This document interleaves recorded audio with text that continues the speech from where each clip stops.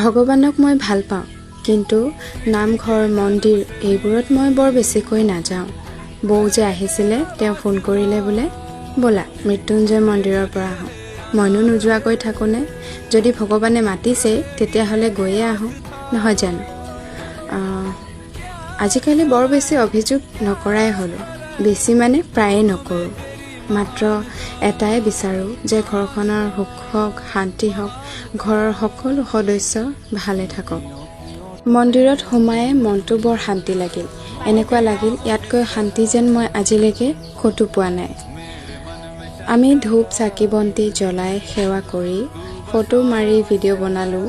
আৰু এইফালে দেখিছেনে কাছ ওলাই আছে, তাত দেখি মনটো ভাল লাগি গ'ল। তাৰপাছত আহিলোঁ আমি ভাত খাবলৈ, যিহেতু একো নোখোৱাকৈ গৈছিলোঁ।